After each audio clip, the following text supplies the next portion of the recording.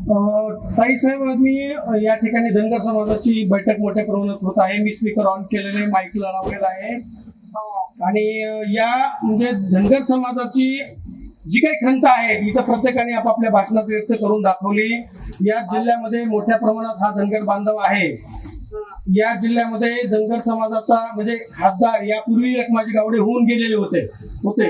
यानंतर या जिल्ह्याचं खासदार असतील, राज्यसभा असेल, विधान परिषद असेल, विधानसभा असतील, जिल्हा परिषद अध्यक्ष असेल किंवा पंचायत समिती सभापती असतील, जिल्हा परिषद सदस्य असतील, बाजार समितीचे सभापती असतील किंवा उपसभापती असतील, जी काही लोकशाहीतील लोकहिताची किंवा जी लोकांना न्याय देणारी पदं आहेत, या पदांमध्ये धनगर समाजाची खूप नगण्य संख्या या जिल्ह्यामध्ये धनगर समाजाला न्याय मिळाला नाही किंवा जे काही या आमच्या परिसरामध्ये जिल्हा परिषद सदस्य असतील, पंचायत समिती सदस्य असतील, यांना पुढे नेण्यात आलेलं नाही किंवा पुढे त्यांना सन्मान दिलेला नाही, उमेदवारी दिलेले नाही.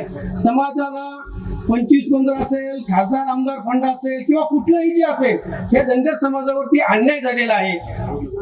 सगळ्या ज्या जिल्ह्यामधल्या ज्या नगर परिषद आहेत त्याच्यात किमान 2 तरी सभापती असावे, अध्यक्ष असावेत, आमच्या प्रत्येक ठिकाणी सभापती असावेत. याच्यासाठी आपल्या येणाऱ्या काळामध्ये किंवा धनगर समाजासाठी काय भूमिका आहे ही स्पीकर ऑन केलंय, आपण हे करावे.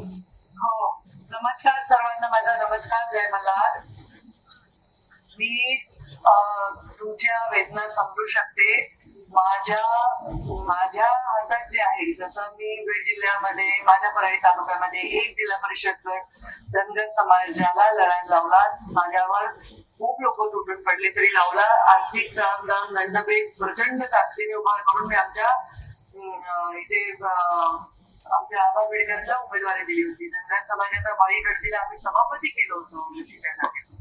आम्ही नेहमी भावना, जेव्हा मोठे साहेबांनी मला शिकवले की एका समाजाचे आपण नाही, समाजात सगळ्याच समाजाला प्रतिनिधित्व दिलं पाहिजे, तेव्हा लमाण समाजाला आम्ही बसून काठोडला दिलं, बळी गर्दीला दिलं.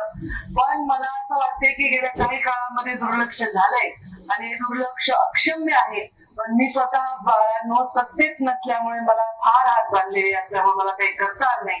पण मी वचन देते, येणाऱ्या काळामध्ये जिल्हा परिषद, पंचायत समिती, मार्केट कमिटी, कोणत्याही महत्वाच्या जागी मी धनगर समाजाच्या लोकसंख्येच्या प्रमाणात त्यांच्यासाठी जागा आणि त्यांच्यासाठी सन्मान राखून ठेवणे माझा शब्द आहे.